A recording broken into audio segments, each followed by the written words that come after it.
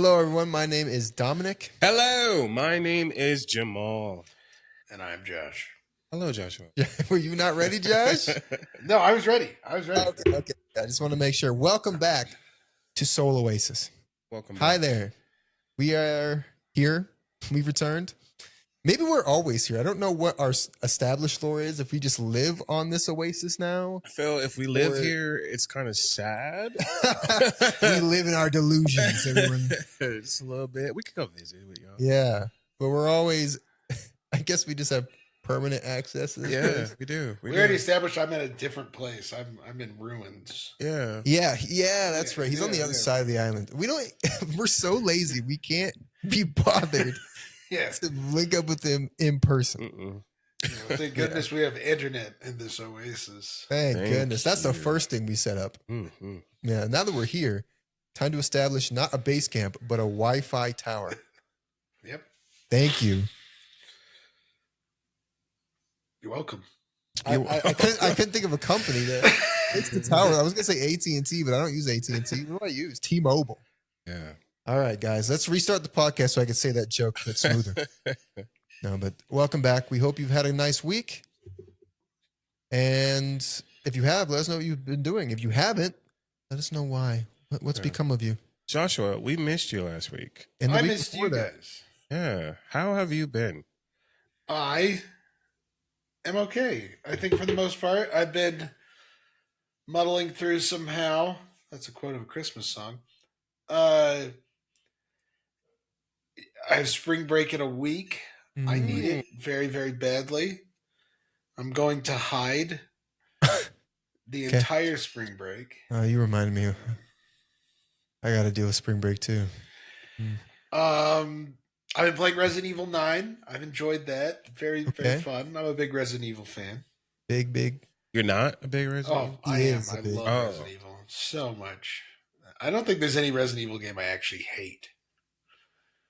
What about the one where they tried to do the multiplayer battleground one where that was like a battle royale? Oh, I didn't play that. I guess. I guess there is one that I don't like. But like all the main series games I love, you know. Okay. Even Resident Evil 10? When it comes out, yeah. Okay, I just want to make sure, just preemptively. Yeah. No, we're glad to see, or hear, or both, that you are making it. I don't know what I'm saying. For all our Spotify listeners, we do exist in physical form. Oh. Yeah. Even though you really probably just enjoy hearing our voices. Yeah. Which Dominic do you prefer? This one that speaks with this clipped tone that these are proper, or the one who uses the just change it up and be like, welcome back and just do Oasis, everybody. We haven't moved an inch. Moved an inch. Yeah. I figured out what was wrong with my mic, guys. He was speaking through the computer mic. The computer mic. Oh, That's why. Now he sounds crisp and clear, like the settings I put all our audio to in Riverside. Well, we're glad you had a good week, Joshua. Indeed. So glad. My week was pretty nice as well. Well, actually, no, it wasn't. You just make stuff up. I'm not telling the truth to y'all. My week was not nice. My morning client called out the whole week. Oh, I had no That's why job you were here. the whole morning. No coverage, too. Oh my goodness. Let me tell you, that sucks, y'all. They texted me Friday. They texted me Thursday night, and they were like, "Hey, would you like to cover Friday morning?"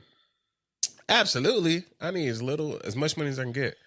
Friday morning comes, they text me and was like, "Hey, actually, the client called in," and I was like, So I sent them a text, and I was like, all right, just like that, and they were like, because first off, a little backstory. A long time ago, a client accused me of doing something. And thankfully, we have cameras and whatnot. But when that happened, they were like, "Oh, your clients are all sick."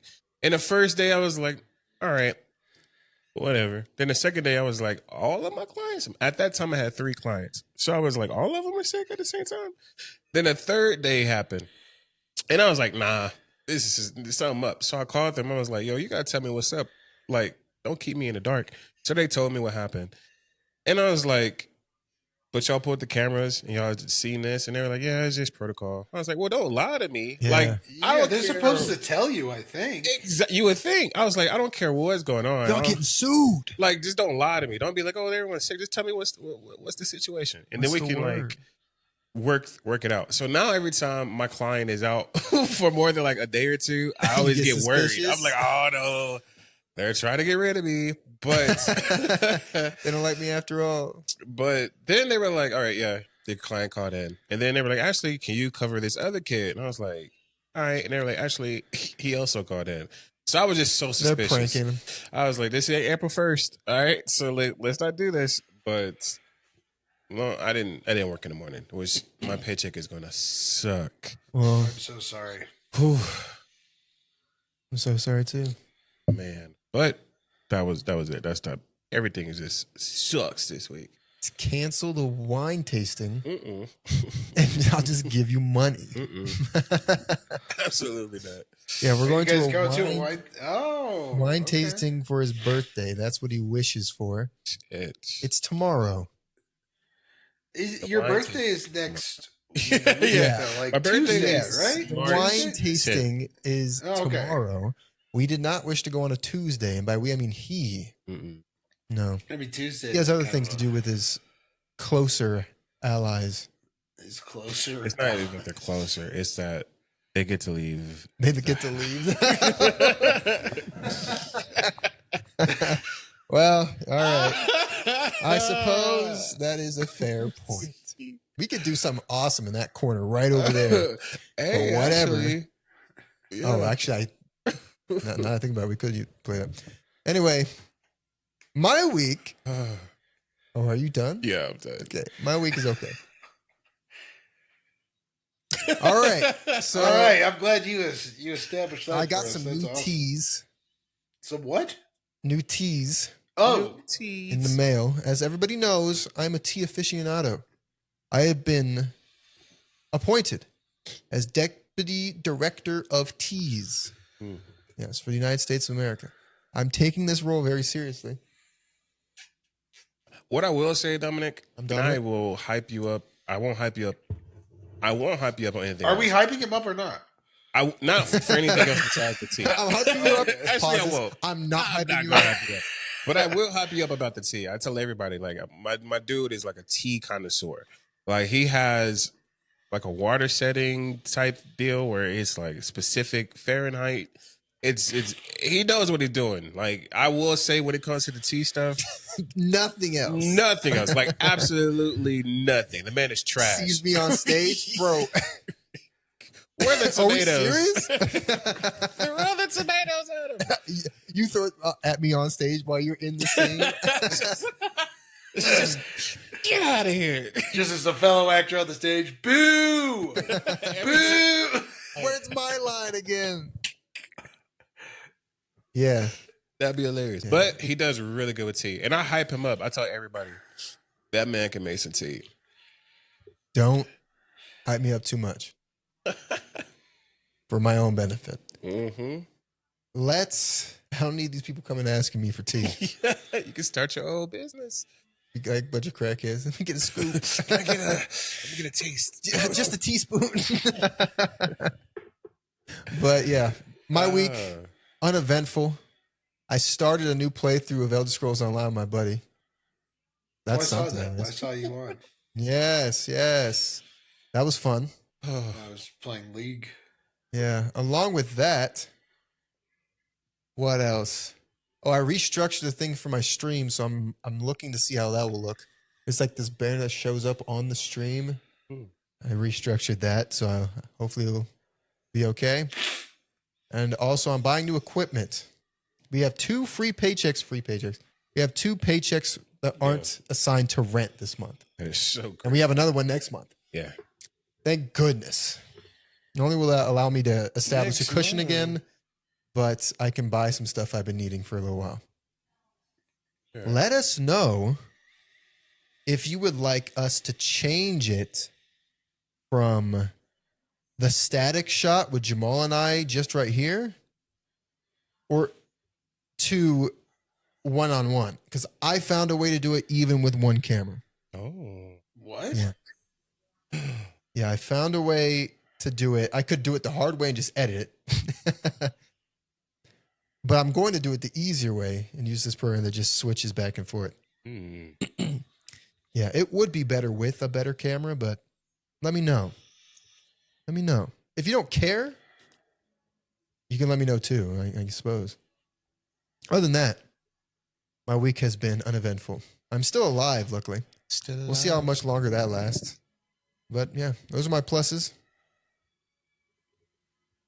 That's Yeah. awesome. Well, how has your week been? Indeed. Because we love to know about it. We do. We actually really do. Every time you don't let us know, we take it as a personal affront. Yeah, I cry myself to sleep. absolutely. He's not even talking about for this. He's just talking about in general. Thanks for letting us know, Joshua. And we'll pray for you. After this podcast, he's going to get his caffeine gel and rub it under his eyes so he gets his fix.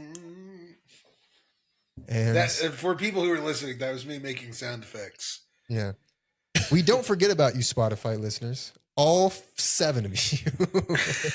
We Yeah, you could argue it's my fault for not showing off to Spotify enough. But hey, thank you. I think we just hit 57,000 views on YouTube. Yeah, it's a appreciate lot. that. We're going to keep it going. Do some things to boost the algorithm. We might have to change something. We got to change something. We got to start excuse me. We got to start investing in it. I feel like after we invest in that one video, that first one that got 1,000, we got 1,000 views at like Every time. every time we put a short up. Yeah. Except for that one that got like 11. I was going to say more sense. Yeah, I don't know what's up with that. I just uploaded on the wrong day, I guess. But hey, yeah, thank you very much. We really do appreciate it. Absolutely. And we'll keep it going. So Yes. hopefully you keep watching. Guys, the topic for today, Josh, I want you to introduce it because All right. I forgot. So, Mr. Fence. Some offense, yeah. some context here. I was actually listening to a horror podcast. It's done by this YouTuber named Darkness Prevails. It's really fun. Okay. And like he started talking about something called Chesterston's fence, and I was like, that sounds really familiar. And then I remembered learning about it in a philosophy class. And it is a parable written by G.K. Chesterton that basically says, hey, if there's like a fence in this like valley and you have no idea where it came from, maybe learn why it's there before you tear it down. Basically teaching the lesson of just because something seems useless or you don't like it, maybe learn where it came from before you start ripping and tearing and getting rid of things. So I thought it'd be really interesting to go over that in multiple things. I was thinking like in, real life, like how does this apply to us? How does it apply to storytelling? And how does it apply to art? Okay. All right. That's it. All right. Well, thanks for joining. He said that's it. That's No. a wrap, boys. Yeah. Well, let's think about this literally speaking first. I just want to hear your thoughts. If you were to randomly, I don't know why you were just in a random valley in the first place, but if you show up in the valley and there was this long fence stretching for miles and you couldn't see why or where it ended and why it was there, first off, the last thing I'm going to do is start tearing it down. Unless I thought like, this is over my property line. Unless I own that place, why am I tearing things down in the first place? Right?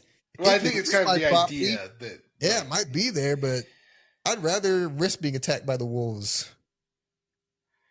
That's my property. Someone's getting sued. Okay, that's what I'm getting at. All right. I'm about to make a payday. I assume that you probably just bought this property and then you see that there's this big ugly fence on it and you're like, What is this here for?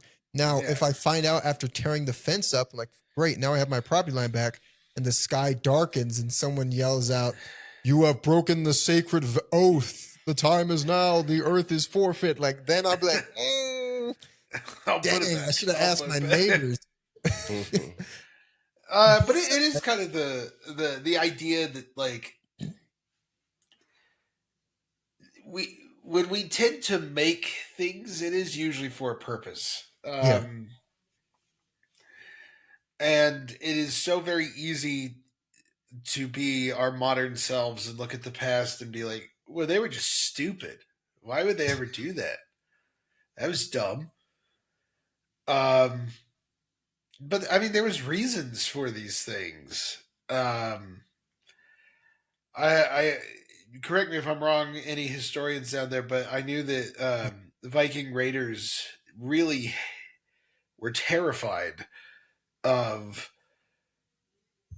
sailing in the mist, and they had all these stories of why you shouldn't do it. But I mean, for them back then, like you could get turned around, you could get lost, you could hit ice.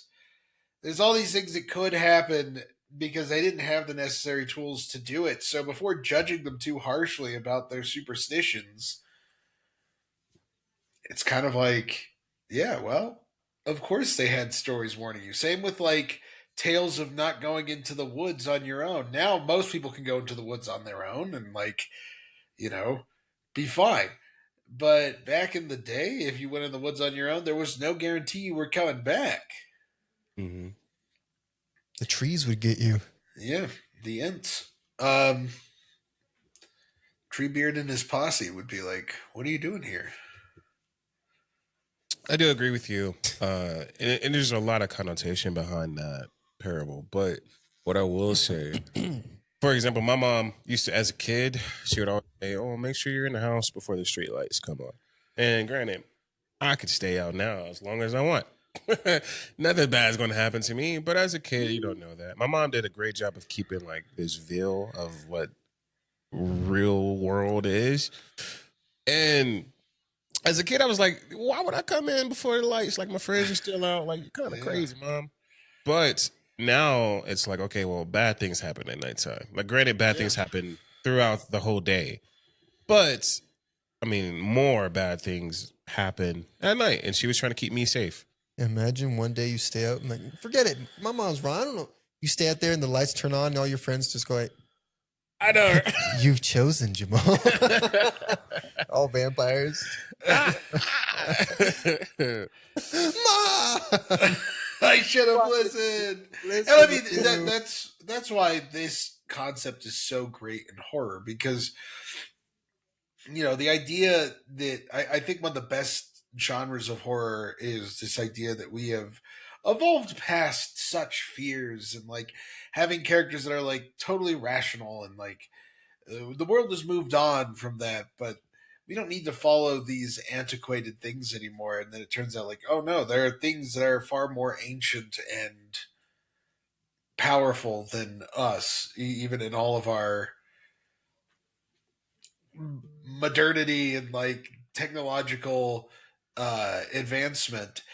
And while I don't think that there's like Cthulhu waiting at the bottom of the ocean in ancient relay, I do think that it is important to realize that even with all of our advancement, that the world is still, for lack of a better word, Mother Nature is still more powerful than us. We can build all these things, and a tornado will still wreck it. We can do all these things, and a hurricane will still, and some of those, it will still mess us up. And it's important to remember where we came from and remember those lessons, even if they're not as prevalent to us now.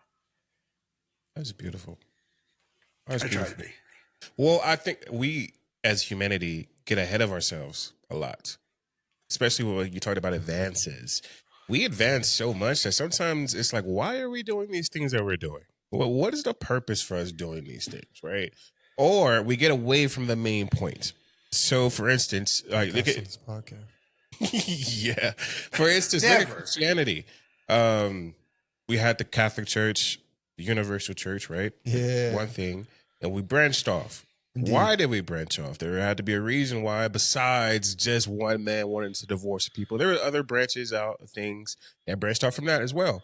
You got like Pentecostal, Lutherans, all of those things. They branched out from the Catholic Church, and there are differences and there's also similarities. Then it's like, well, why did we do those things? And you go backwards to like figure out why.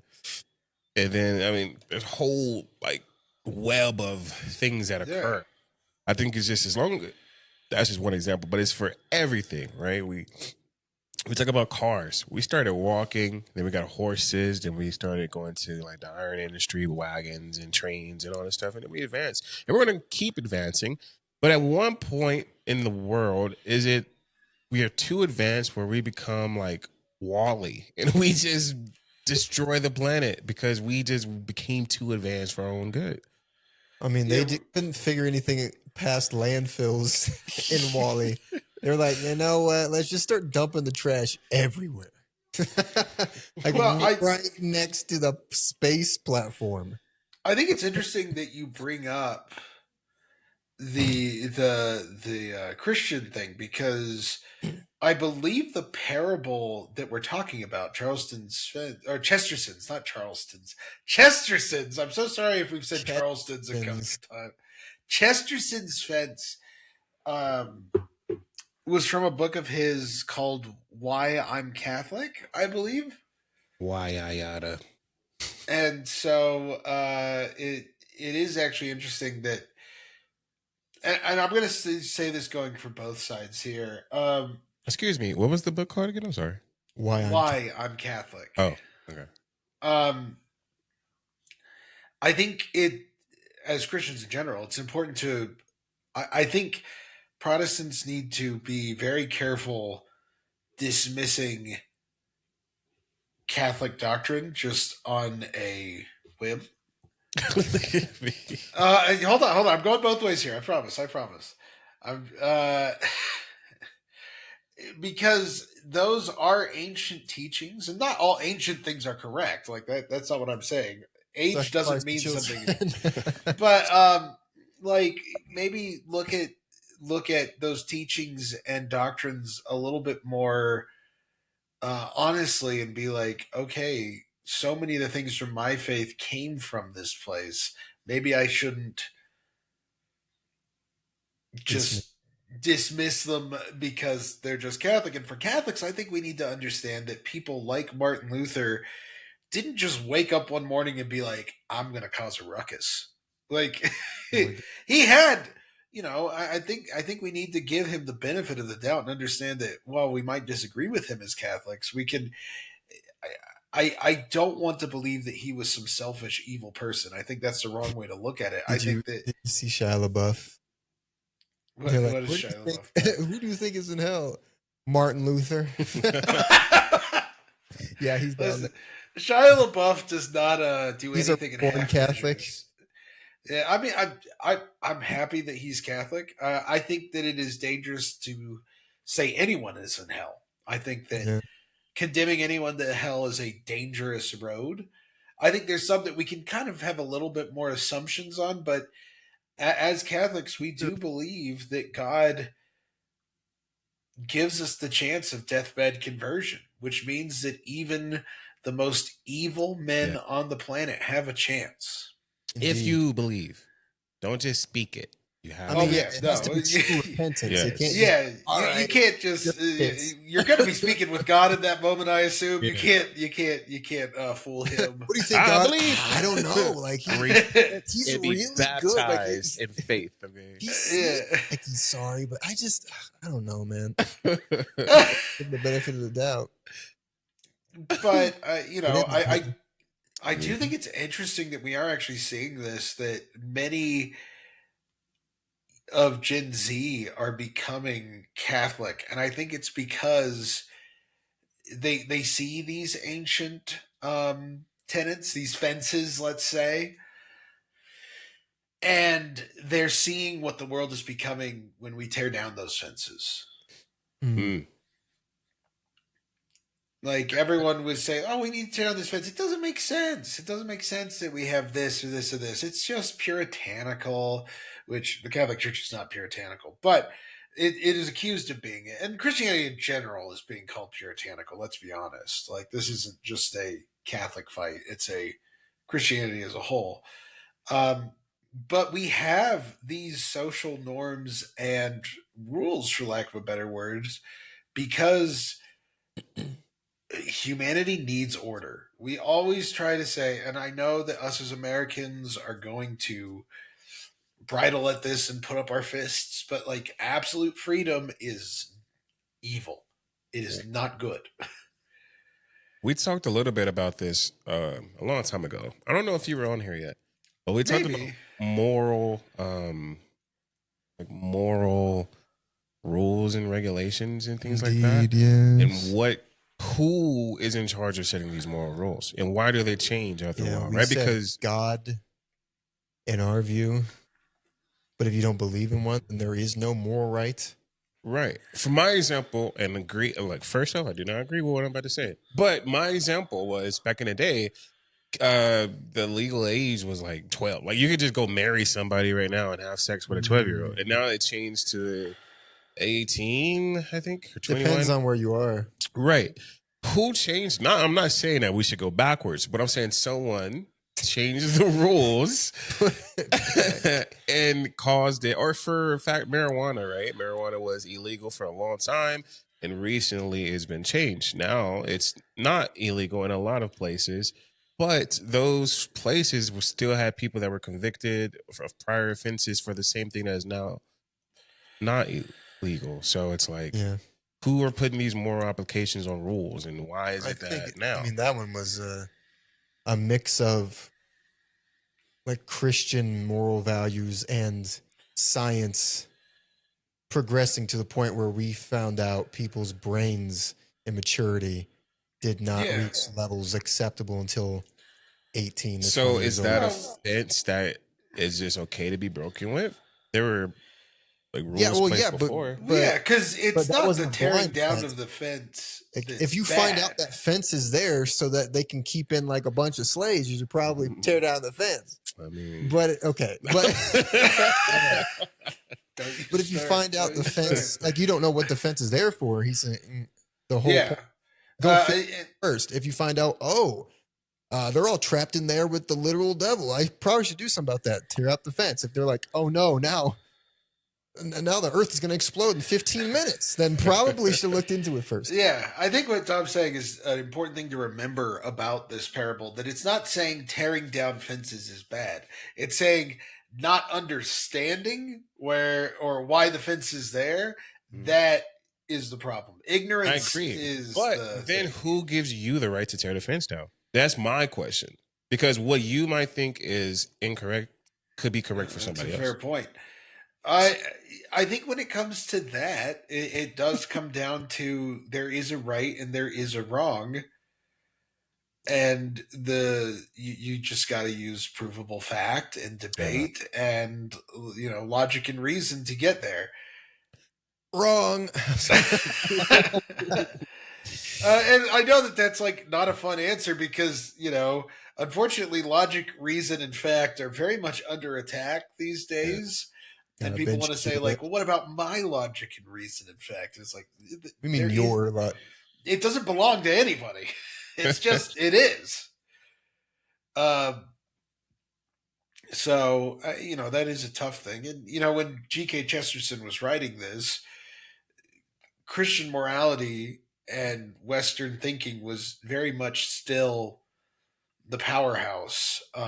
It was starting to see its decline at the time, but it was still, you could write that thing and people would mostly agree on what was right and wrong. Where now everything is a mess because we have stopped teaching critical thinking and reason. Everyone is right. My question for you, if you know, when he was writing the Why Am I Catholic, was he writing it because he was questioning like the changes of religion, or was he questioning? I don't know enough to really That's the one question you weren't supposed to ask me. I haven't read the book myself. I'm going to now, but I think he was a scholar in England. He was a contemporary and friend of J.R.R. Tolkien and C.S. Lewis. And we have to remember that the world really did start to change around that time. Yeah. And so he was probably kind of trying to establish that tradition and tenets aren't always bad. Because, around that time, we were starting to see such a boom in advancements that it he was probably trying to kind of put out a warning there that, like, don't throw away everything arbitrarily. That would be my sense. I'll give the book a read and report back in on that. I thought it was just a quote he had said before. I didn't know it was from a novel until I was looking it up this morning. Oh, that'd be cool. Question. This is that'd be really really interesting. Question for both of you all. But the Catholic Church has changed a lot of doctrines, and what are your views on changing those doctrines, especially since we're talking about breaking down fences that were placed long before? I say they really haven't changed many doctrines. Different popes have different interpretations of certain things. I think it's more modernization. I think what you're thinking is probably Vatican II. If I'm Vatican II, yeah. I don't know about the Vatican's, but I'm thinking like specifically like when it was Catholic was like first created. So Jesus' original teachings. No, like the first pope and like all the popes that like immediately came afterwards, changing things and for like their benefits. I don't know, because the person who created the church is Jesus. Correct, but he wasn't the first pope. No, that was Peter. Yeah, Peter was the first pope. Oh, you said, yeah. I think most. I would need Yeah. more specific examples probably, but most of the stuff was early popes were kind of like getting everything together and fighting off a ton of heresies because unfortunately when things were first starting you had people going off and being like, well, Jesus wasn't really God, he was possessed by God. There was one that was saying Jesus wasn't human, he was just pure God, and like that's actually how the Nicene Creed was created, because it was a way of like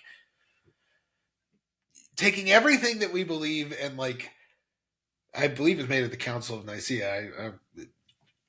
Catholic people, correct me if I'm wrong. Please don't let me spread misinformation. But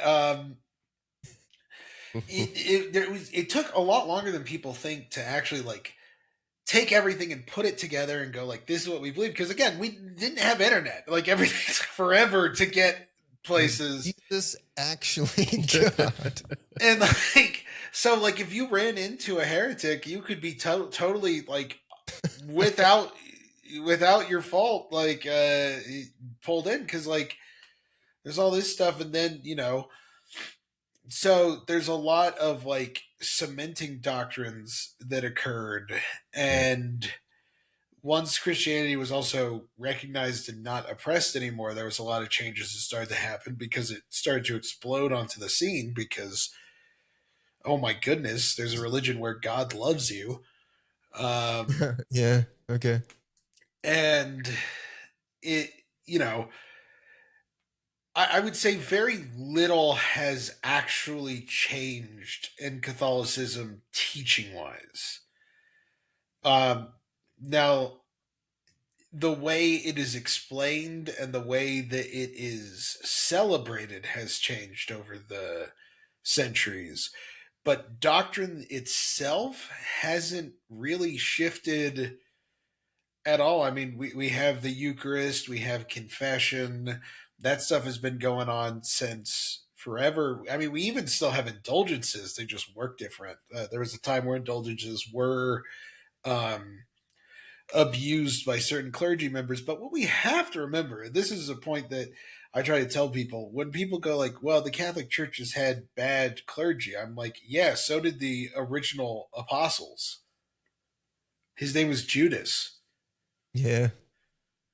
The church from its like, if we take the original apostles were the original bishops, basically, which they were. Yeah.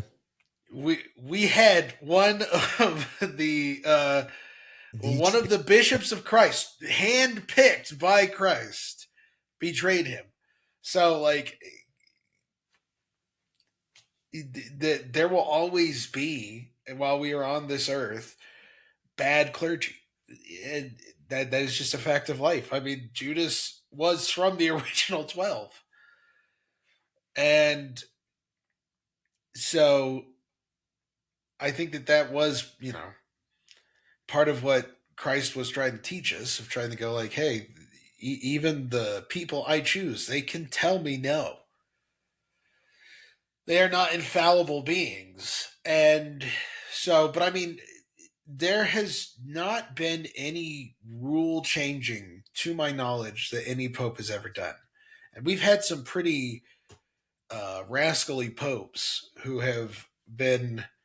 I mean, we had one pope who literally just like moved to Vienna, I think, and like left Rome entirely for a while. Yeah, so I mean, it is. They're people just like anyone else, but like the rules themselves have not changed. Now, there is a Protestant argument, I believe, and Protestants, correct me if I'm wrong here, please do not let me spread misinformation. There are a lot of Protestants that believe that the church was more Protestant in style when it was formed by Jesus and with the apostles, and then at some point a pope came in and took over. I have trouble believing that argument because there are no writings on it, and I feel like there would have been some type, if there was some magical coup that occurred, there would have been probably some people who Didn't appreciate it very much. didn't appreciate it or something like that. Now, again, I'm not going to claim to be an expert on this, so yeah. But yeah, no, I don't believe that there are any true changes in Catholic teaching. Now, Vatican II did change the way it was communicated, and I think in some ways, unfortunately, that has caused irreparable damage to a lot of Catholics. There were some Catholics who believe because of Vatican II that they don't have to read their Bible, which is crazy to me.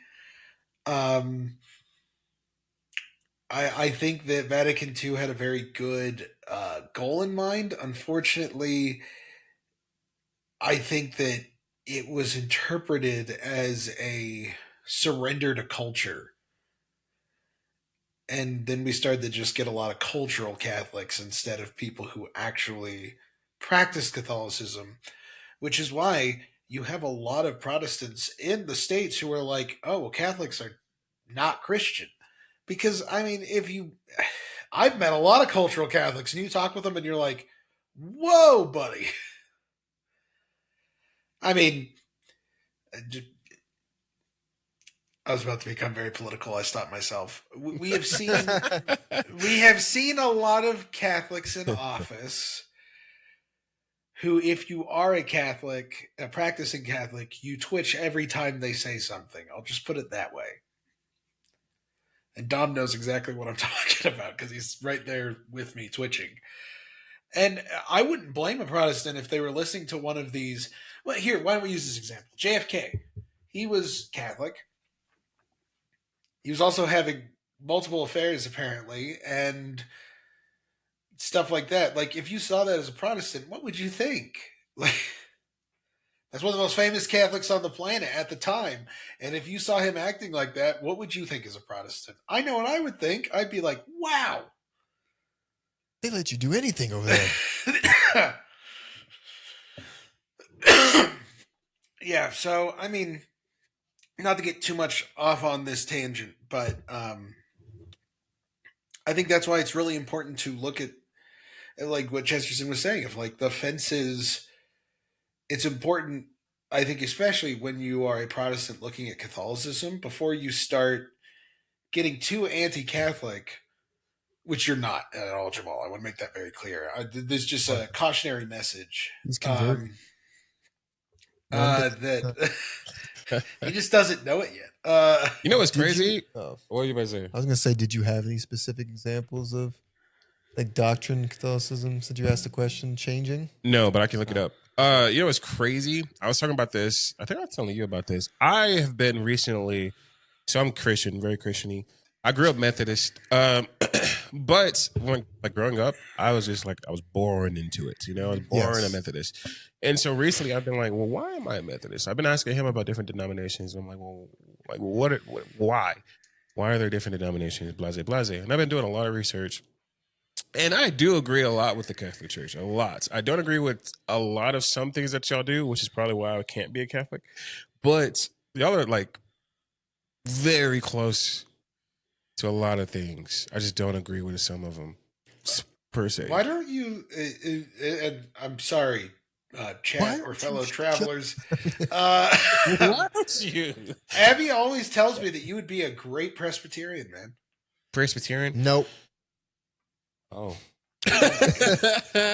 Well, Presbyterians are very similar to Catholics, so maybe that's what you're That's looking the for, problem. Jamal.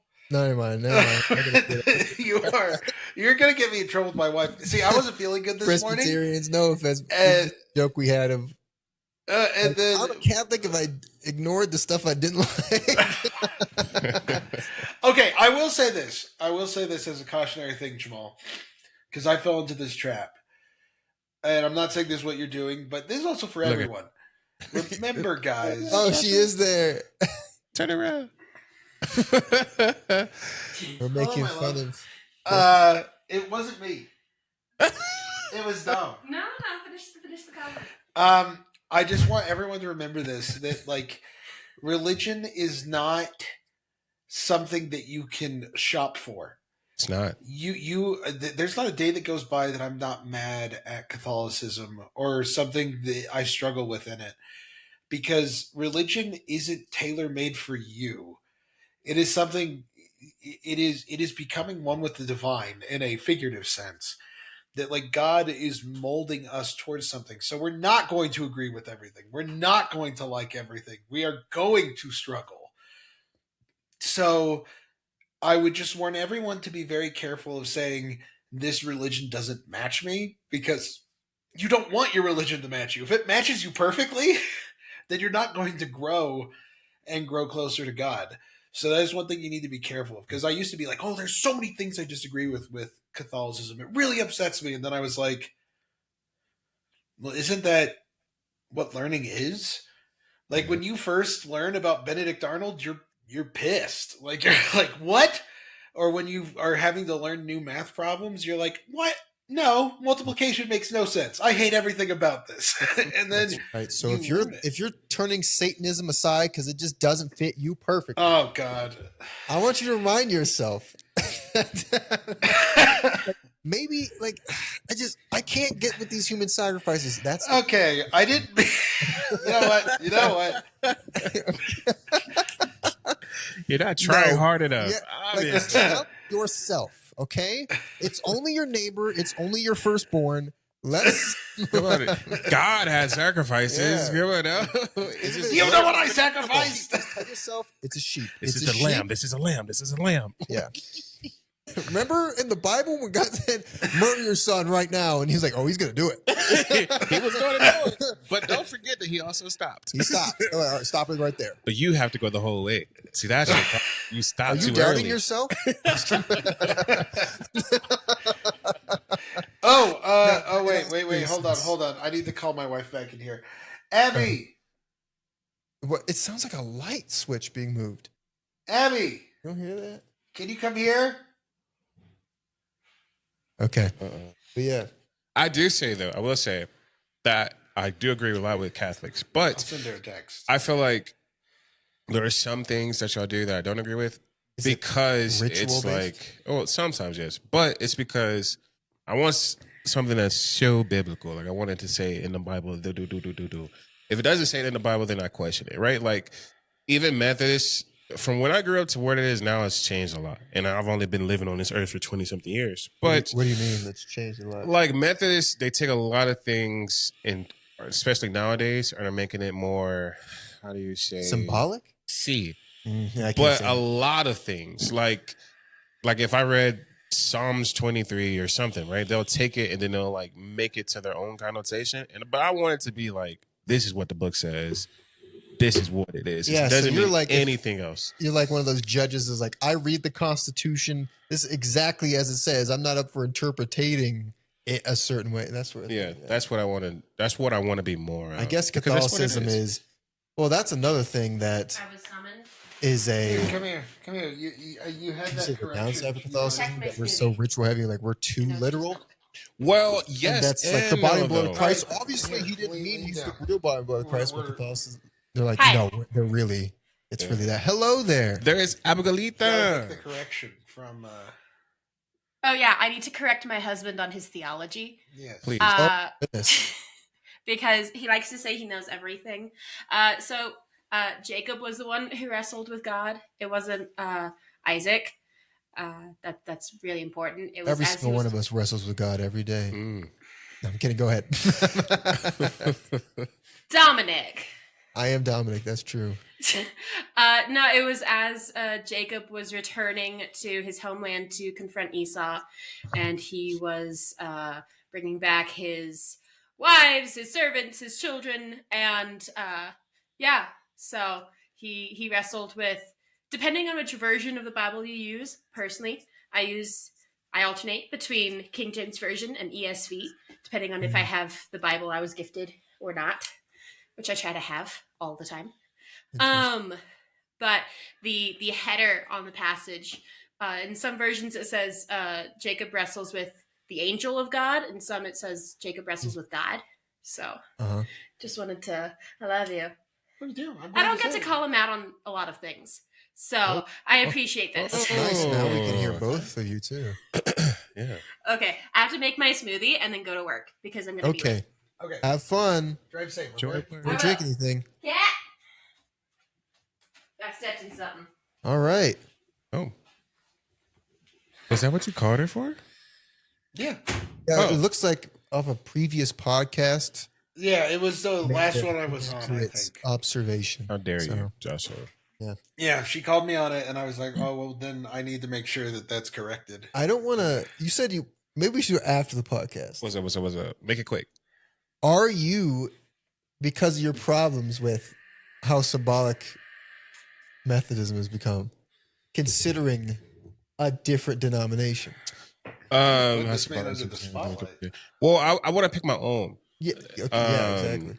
Like growing up Methodist is great, but I feel like I was forced into it. The same way I feel like I a get it. Christian should be able to pick being a Christian instead of like, I mean, you're born a Christian. Don't get me wrong. You but think eventually it it should has to be become your your choice. own choice Right. to follow this faith. see, and it is. I made my choice a long time ago, but You're a now I want Christian, to pick specifically the denomination. I want to be like, oh, I'm a Methodist, but what is a Methodist? I don't know about it. So I Are wanna- you trying to pick based off of what Josh said as well? He said, "I agree. You shouldn't pick the one that just, whatever. This is what I want it to be, right? Are you Uh-huh. picking the one that you think is the correct path, or are you picking the one that's like the one that's most comfortable for you that you feel is like, okay, this is something I can see myself." believing in? No, I'm trying to pick the correct path in the Okay, sense of and- one that follows The Bible, what the Bible strictly. says. No, I think that's a good thing. Like, I think that you should go for the one that you You believe is become the a Catholic truth. monk. Those people will just take it so literally. They Well, my thing is, well, not every day. Like, oh, you should need to go kill 7 goats. As If I could send I'm you moving some to the books, Yeah, I'm go going to ahead. send you some names to books just to help broaden your research. Well, see, like for instance, one thing I don't like about y'all, and I could be wrong, us. you people, you people, and I could be wrong. white I just people, or don't know. white and a half You're wrong. people. White and a half, you 1.5 podcast right now. I can't stand you. No.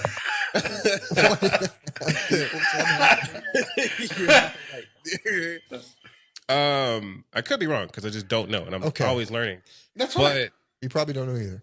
I don't like the fact that, like I said, I don't know in the Bible, Just say but that like a female can't like preach the word or like can't be like the thing, or that if you are a pastor or I don't know what y'all call it, Priest. right? That y'all can't be married because you got to give your whole life to church or to the church and to God, and you're married to church, and that if you like one thing I really don't like, and I kind of get it, but I really don't, is the communion. Like y'all don't let anybody else do the communion unless they're Catholic, and I don't like that at all.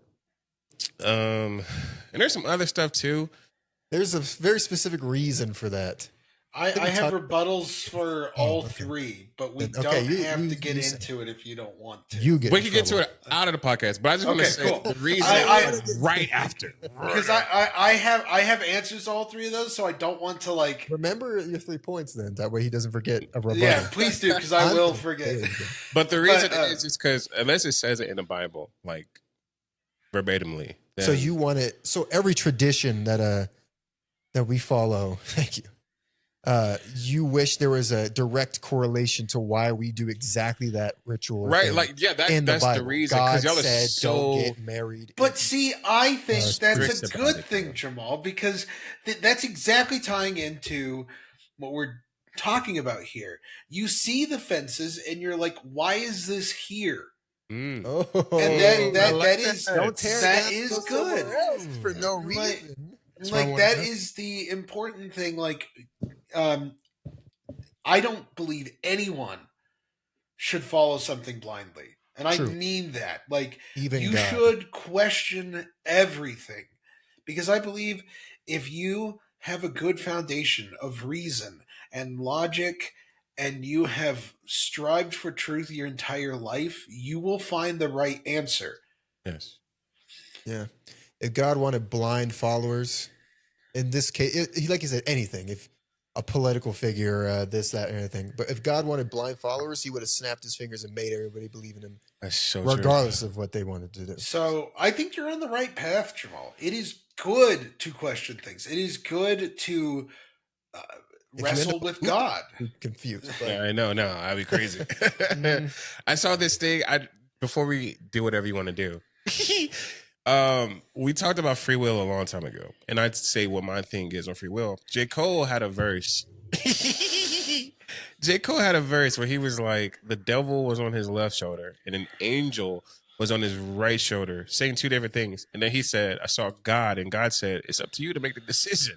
I would just sit back and watch. And I was like, that's like so cool of what free will is, because you do have options. He's like, it's your choice. They're both there for you, but what are you gonna do? Ooh, I don't know. It was just so cool. It came in my head. yeah, Yeah. I like that idea. There's always somebody whispering in your ear to do one thing or another. But where were you at? I can't remember now. Oh, no. Excellent. That's what we're here for. This is the real Soul Oasis. We were wandering What? in sequence, and Josh was about to go down one hallway, and Jamal and I were like, but before that hallway, what's up with that winding staircase? We go up it. Now, what were you going to do, Josh? I don't even know. That's good. Where were we going? This is the authentic college conversations that happened with us, audience. Like we'd be Or, talking about something, or- and then we'd be like, Josh, don't "What are we talking about again?" you have to go to bed. Jamal has to go home at some point. Hey, school is in 1 hour. Oh yeah, no, we would Just leave him to go to kidnap school Jamal. here. We would literally kidnap the man, because I would give him a ride over, and then me and Dom Oh, yeah, would he be had no talking way at back. 4 a.m. and he was like, "I have no way home." Sometimes you'd have Take me to home. pick him up. Like, please. Yeah, sometimes, because I would get so tired. Or that one time you came over and I just started drinking and you were like, "No, oh, he's gone." And I was like, I was pretty gone at that point. It was pretty late, and I was like, "Oh, hey, Jamal, are you spending the night?" And you were like, "I wasn't planning on it." I got there a couple times, and Jamal was by himself. Just sitting there. Like, what are you doing Sadness. here? Hey.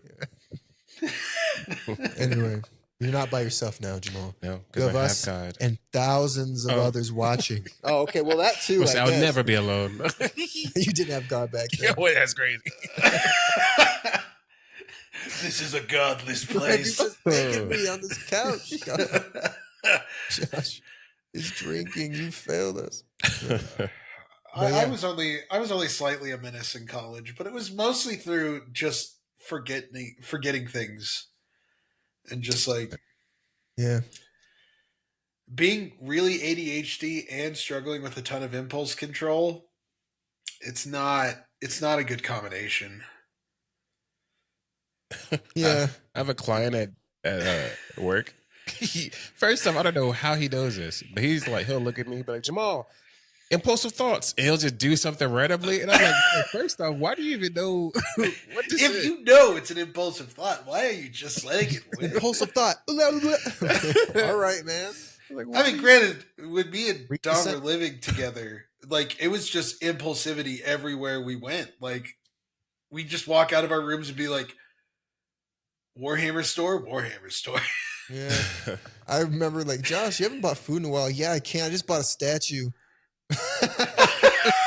I'm like, what? And like, yeah, that's my food money for the month. I'm gonna have to wait for a while.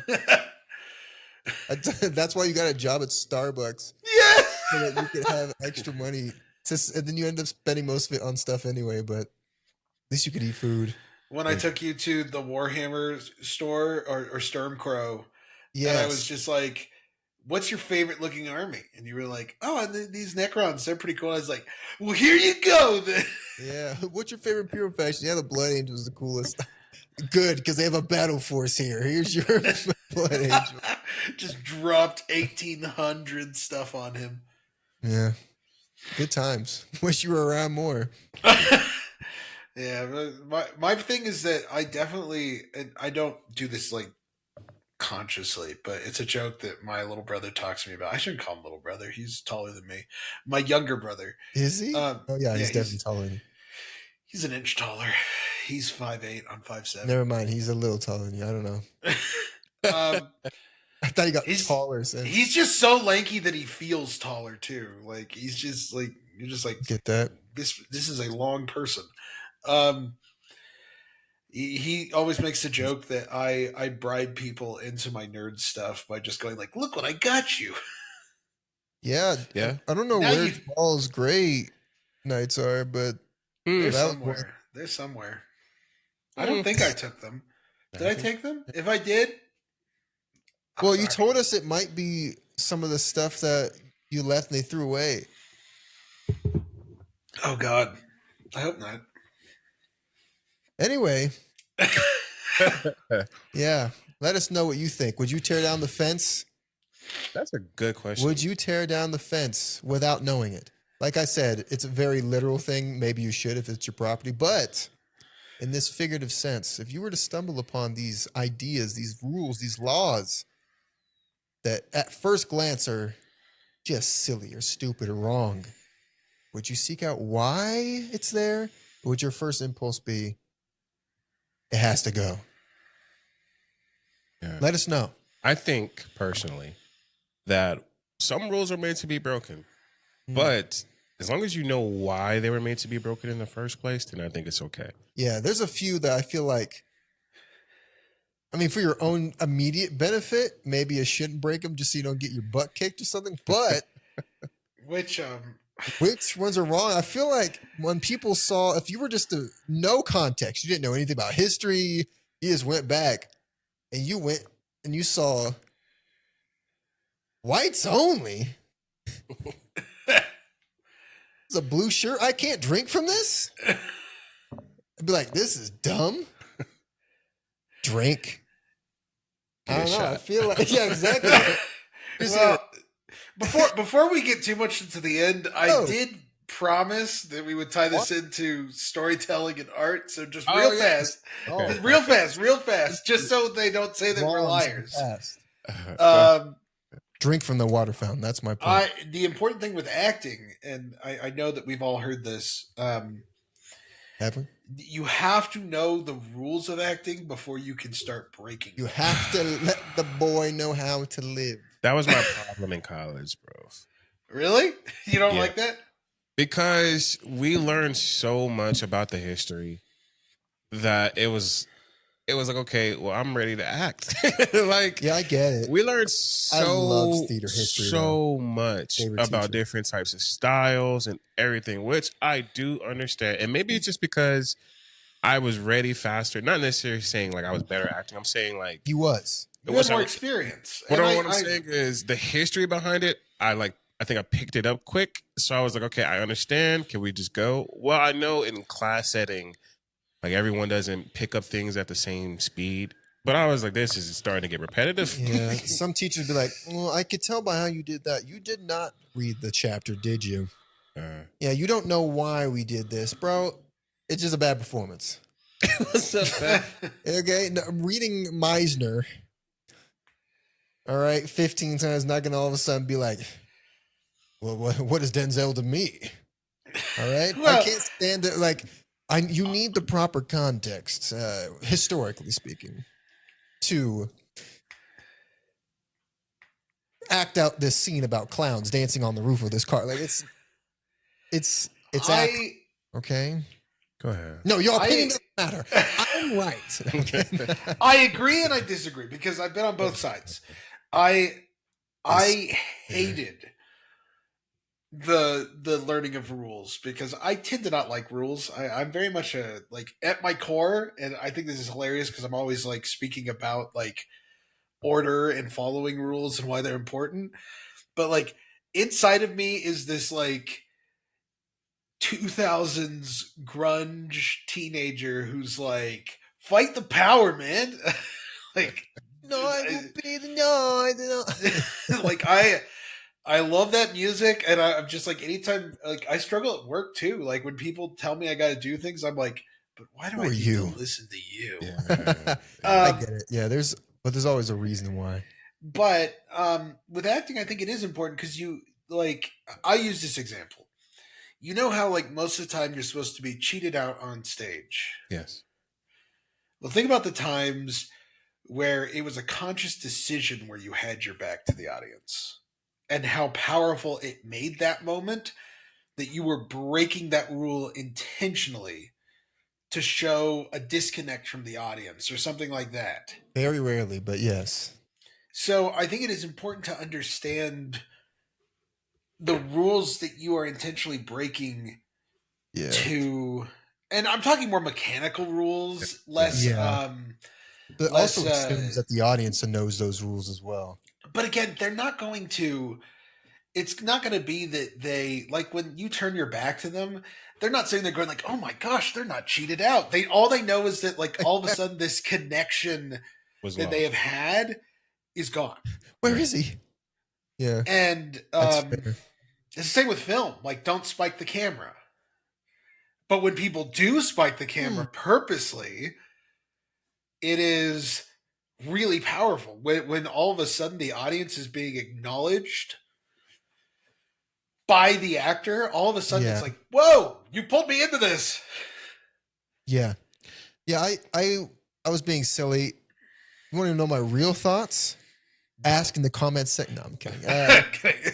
I think it always made me feel smarter when I'm like, well, I know all 7 steps of this. Of course I'll do better.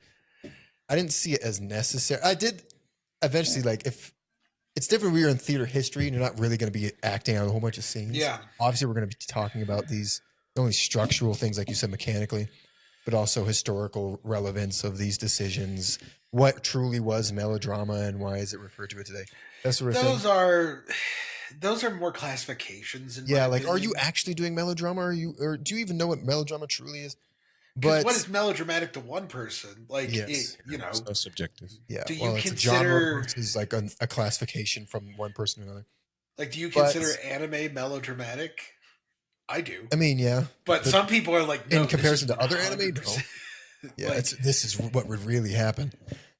But in the moment when you're acting, I think it's useful to rely on certain structures. But like he said, if you pick it up quickly, yeah, you can use it in the moment and you're well and fine. Let's get to the work. The people that Well- don't pick it up as quickly, or the people who just want to really dive deep. Like, okay, I didn't know there were these steps to take. Oh, these acting methods are like this, and if you combine them this way, how would it be if I were to only add a piece of this and a piece of this together? How would it turn out on stage or in a film?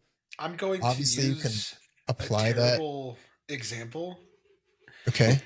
In League of Legends, the most important thing is champion mastery, because the less you're thinking about how your champion works and the more you're thinking about winning the game, the better Yeah. it is. It's the same with acting. The goal is to have the mechanics down Yeah. so well that you're not sitting there going like, and now I'm going to make sure my mouth is slightly open so I'm more like I look more Yes. open and receiving to this person. Be as natural as possible. It's something that like it'll just become second nature that this It's is like what I sports. No one's like, all right, oh no, my knees aren't bent enough. I have to have Yeah. my arms. If they're out." sitting there Yeah. thinking about it, that's bad. I mean, how many times, like, I remember when I was doing scenes with Jamal in some classes, I found that we were always naturally opening up and just reacting to each other's blocking. It wasn't something that someone had said to us. It was just something that, like, it was second nature that we always just made sure that we were cheating out and open. Because at a certain point, cheating out, for the audience, if you don't know, it's making sure that you're not turned perpendicularly to the audience, that you're almost always somewhat parallel to the audience, so that they have like a open view of your face, and not just like, you know, totally profile to Yeah. them. You Is can't let it all be- stuff less for film, obviously. Yeah. In film, it's a Why are totally you different thing. cheating out? Who are you talking to? It really frustrates a lot of film people when you cheat out. I know that because when What? I went to the New York Whoa. conservatory thing, I went in with such a huge ego because I didn't like prepare my audition at all, and I got into the advanced like master classes, and like day one, the director was like, the teacher was like, "You have so much talent, but you are terrible at film acting." Day one, like, just tore me apart. I wanted to leave because my ego had never Close to taken killing you, that Joshua big of a Foster. hit. So much talent wasted. But anyway, like, I just wanted to tie that. And with stories, same thing. Like, how many times you have to learn story structure and ideas so that you can then break the rules. I mean, that was why the Star Wars sequels failed, because clearly they had no understanding of the rules of Star Wars. Yeah. And they just started to break every rule, and it didn't feel like they were purposely breaking those rules to tell a story. They were just breaking rules to break rules. Yeah. I will They say, sure were. going back to the acting portion of it, Mm-hmm. that you're so right, and it was wrong. That rules are important, and I think I was just too blind to understand. Like I said, I learned things kind of faster than others, but it took me a while. Like being able to stand, like you said, open, like quarter, half quarter inch, whatever it is. I learned that in middle school. Like this is the thing you should do. Yeah. And you can tell the difference between someone who knows and someone who doesn't know. And it is very obvious, right? And it isn't until you understand what you are supposed to do, then you can break those things. I think that is something that I do take advantage of, because like I said, I learned earlier than others. But it is boring. Don't get me wrong. Yeah. But it's important, because if you don't understand it, then you're just wrong. Because like you said, there's a difference between theater and film. You can't, I mean, you could, but you shouldn't take theater to film, and you shouldn't take film to theater. Two different types of acting. Yeah. No, you will Unless look that's the terrible. whole point of your film or Unless show. But if you don't understand the different rules and regulations, you don't understand why that fit was built, then you will be in the blind. You'll be wrong. Yeah. You'll think. Regulations. Yeah. And I think it's hard for individuals like us who started so early, because when you're younger, you tend to just accept offense. You do. Mhm. So there are so many rules in acting that we had to kind of relearn. Oh, hello, cat. That we had to relearn, almost because, like, of course you project, of course you cheat out, of course you like. To us, that was like, duh. Yeah. We didn't really even think about the why, and so it was so boring to us because we were like, okay, why are we going over this again? Why are we spending so much time on it? Because the older you get, the less you are able to just accept things. Yes. And so in college, they have to teach more in depth. They have to be like, hey, if this is your first time learning this, here's the why.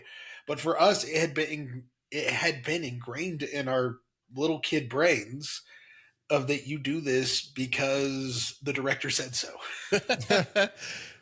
And The why is probably the most important part. it and it's is. the fact that we know. Imagine, take it out of acting, like even real life. Older people always forget why. We do things for a reason. It's routine. It's Older built people, into us too.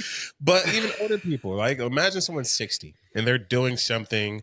I don't know. Imagine they're like stopping at a stop sign, and you're like, "Well, why are you stopping at this like intersection?" And it's because there's a reason why. I mean, this is a But- stop sign. I mean, but imagine there wasn't a stop sign there. Imagine the stop sign just got broken or something. Like there's an intersection. And you're like, why are you slowing Yeah. down? Just speed through. Little do you know, there might be like a dip in the hole, or there might be something. There's a reason why This we is do usually a where lot kids of run things. right by. Right, but you wouldn't know that if you like weren't paying attention. I think the why Context matters. facts. I think why is the most important question that could ever be asked, because Yes. going into Yes. something blind is just blind and ignorant. There's a difference between just blind, but blind and ignorant is the most stupid thing you could ever do. Yeah. Imagine if you walked up to that figurative fence and you were like, cookies? You don't even know what the fence is. Yeah. Yeah. You don't even know what its purpose is or why it's there. Kat, is there a reason why you've all of a I can't sudden eat it. decided to be on the podcast? I thought you were talking to me. I was like, I don't know. He asked. It was just a rule he set. My, It's just my here. cat has decided that he is like, no, Well, you came it's at the time end. to spend Chat, time with me. 'cause there's nothing else to talk about. Nothing. Maki, Yeah. would you like to add anything to the podcast? Maybe you can do the closing statements, Marky. Mm. Meow, meow, meow. Meow, meow, meow, meow. Do you wanna say hi, Maki? You wanna say hi? I don't know. Say hi. It's been in my head. Hello. What's Maki? Maki the cat. Machiavelli. That's my boy. Yep. He's not named after the Jujutsu Kaisen character, like everyone keeps asking me. He is named after the Italian political. You heard Yeah, What he went right up to the mic, and that? Gigantic. is that what you wanted to say, Maki? You trying to start an ASMR? I can't stand ASMR.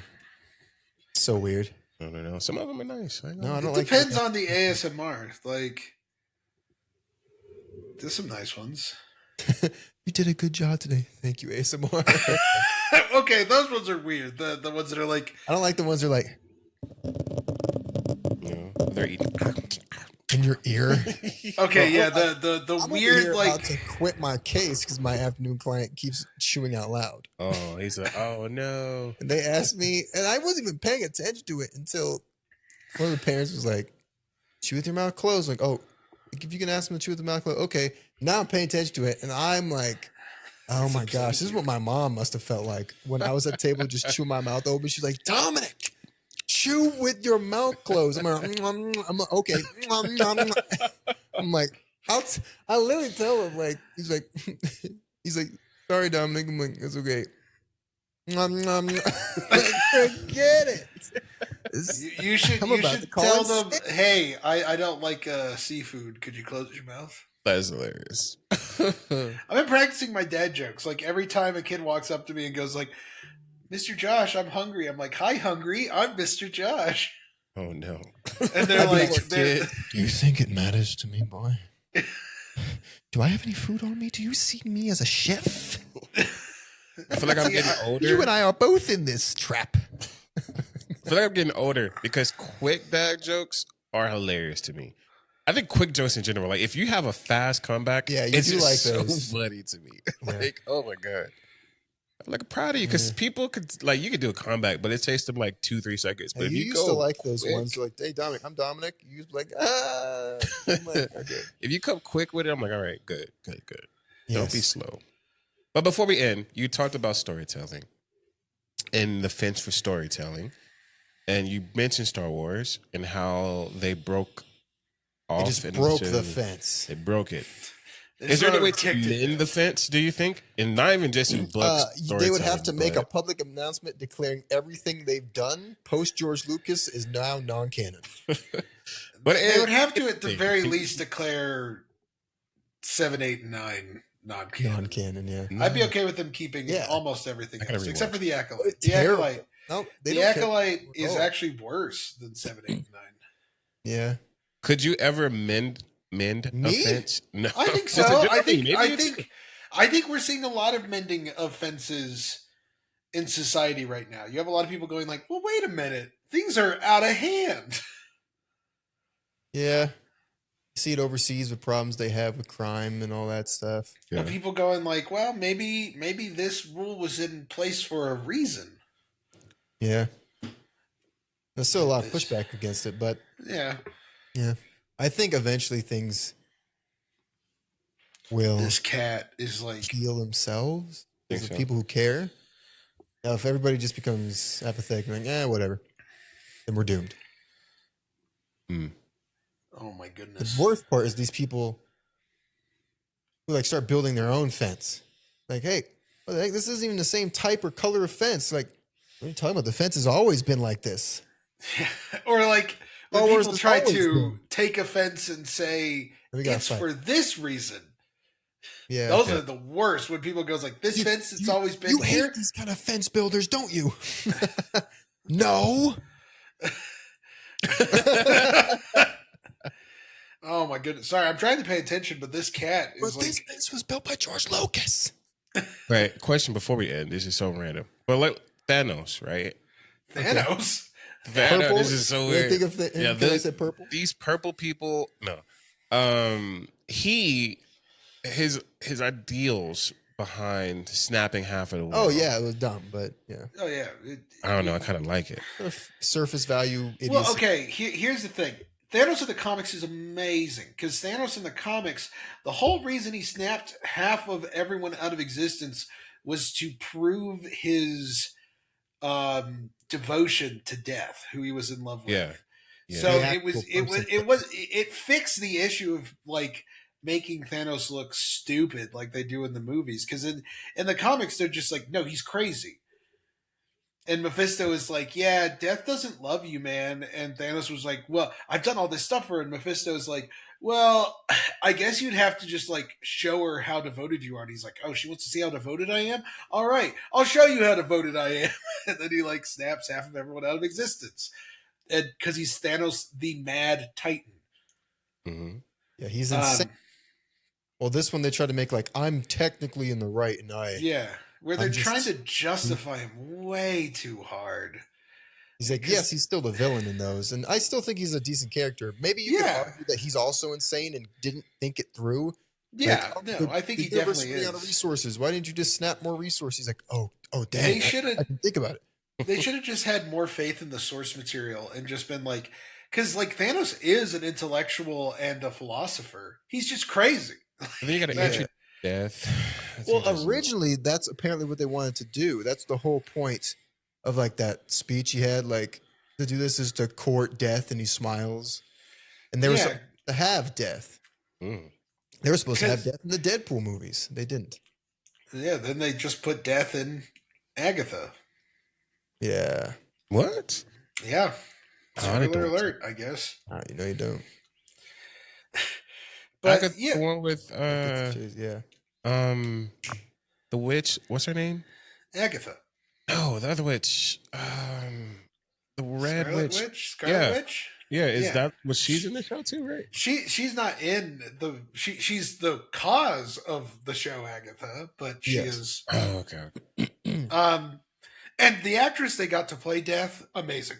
10 out of 10. Very happy that she's playing that role. I'm just very mad that, like, First appearance. Thanos is a character. They took away his arch nemesis, Adam Warlock. Yes. They took away his entire motivation for doing things. Mm-hmm. And they just turned him into an Avengers villain, basically. When Thanos is... If you guys can't tell, I'm a big Thanos fan. I really like Thanos. He's a great villain. And it really upsets me when they try to take Thanos and make him not crazy. Like, he is crazy. He is so nihilistic, and he had such a horrible childhood that he has decided that the best thing for everyone is that they just die. Yes. Like, he believes it is a mercy for the universe if everything just ceases to exist. Yeah. I always think about the one thing I've seen on like videos where he's like, "I'm gonna torture this one dude on his birthday." Yes! I was Yeah, about that. That's why I was zoning out. He's so insane. He just tortured this random guy on his birthday. Never killed him. Because he wanted to show the guy that, like, death is preferable to this. Like, we treat death like this huge, horrible thing, but he's like, isn't living so much worse than death? And the thing that is actually really cool, a lot of people have forgotten about this, and Thanos is cursed with the same thing as basically Deadpool. That, like, Thanos, because he has failed death, is not allowed to die. Oh, dang. So, like, there's so many times that you see, like, Thanos get absolutely obliterated, and he will just come back because he has not proven his worthiness. Because he has not shown death. What I like to believe, and this is kind of what they hint in the older stuff, that death is like, you don't understand that death is just a transition. You're worshiping the road instead of the destination. They've kind of shifted away from that. But it is interesting that, like, Thanos is so obsessed with he wants to find peace, but instead of focusing on, like, what comes after death, he's obsessed with just death. Yeah. All right, we are going to end this, but Joshua, what does your shirt say? Oh, it's from that Webtoons comic that Knitter. It says "Knitters Ain't Quitters." It's a combination of, like, it's from that Webtoons comic I was telling you about. Ain't quitters. Wow. It's for me and Abby. Abby knits and I lift weights. So I like that. That makes sense. It reminds me of that. What is it, Arthur? The Arthur clip where everybody got, like, he's having a bad dream, and, like, everybody, like, making fun of him for knitting. He's like, knitter. He's like, no, I'm not a knitter, because everybody thought he was, like, I don't know, like a pansy for trying to knit sweaters and stuff. I think he actually did enjoy it, but still, He did. It made me think, like, this guy's just into knitting now. Oh, no, This guy meaning Josh. The funny thing is, anytime I'm wearing this shirt, everyone thinks that. I'm like, no, I'm not. What's your newest creation? This cat. All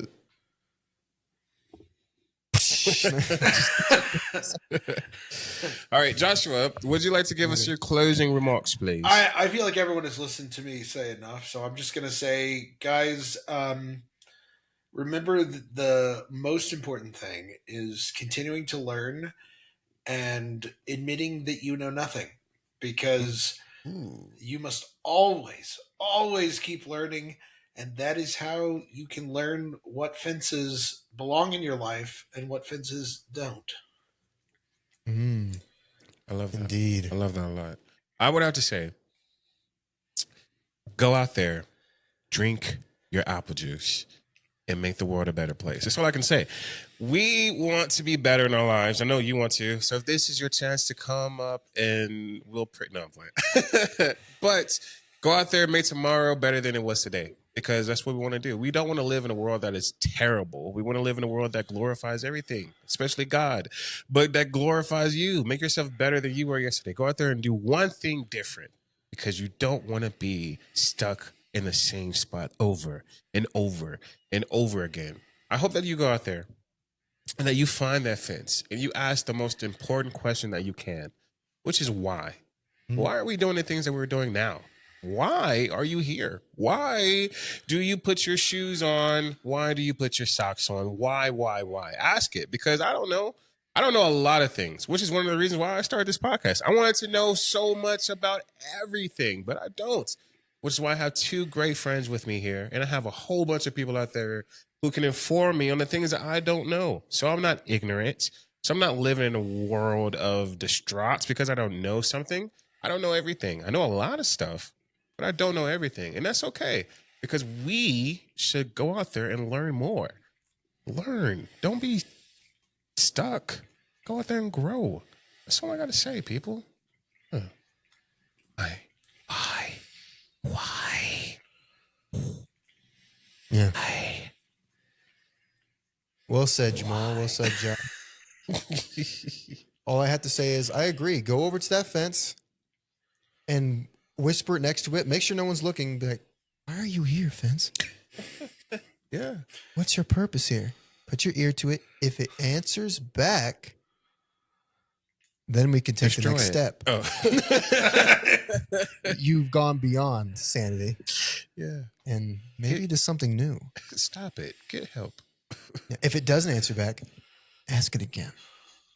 Because it probably wants you to be persistent. All right? What else is there to say after that? Jamal summed it up perfectly. I really want you to go out there and drink some tea. I am a connoisseur. I today am drinking something I can't remember, so I am not as much a connoisseur as I need to be, but I am a connoisseur. Please wish Jamal happy birthday if you see this, because by the time the next podcast comes out, it will be past his birthday, and he'll be too busy with his not closer friends, apparently. March 10th. March 10th. If you want to leave a comment on this video on March 10th, I will make him look at them. Because I'm not sure if he looks at them any other time, but I will make him look at it then. He will hunt him down. I'm really just stuck on, I want you to talk to a fence. I want you to go out to your yard, if there's a fence out there, and speak to it. Let me know personally. I can, if you want, I can give you my number through some sort of direct messaging system. And if the fence is talking to you, you can do one of three things. One, seek help. Two, continue the conversation until you reach some sort of dead end, then contact me. Or three, you're going to have to find out in the next episode, okay? You're going to have to find out. We are. Because, yeah. Okay. Also, I don't want to, if there's anything beside a fence that talks to you, all these rules apply. If your TV starts speaking beyond its speakers, let me know. I really do want you to start speaking to fences. I'm about to go out there and speak to the patio, because I've been hearing whispers at night. Might have been Jamal. Now that he says it like that, it sounds like him. But it could be anything. All right? Seek the truth. Seek answers. Ask why something exists. Ask how it helps you. Ask when is dinner. I don't know. Ask these questions in your life. All right? I am out of it, so I cannot be as introspective and profound as Jamal was right there, or as short and sweet as Josh was. So I will just end it with thank you so much for joining us. We love having you here. Leave your comments, leave your suggestions, leave your critiques. We love to see it. And until next weekend, we will see you soon on Soul Oasis. Thank you for joining us. Bye.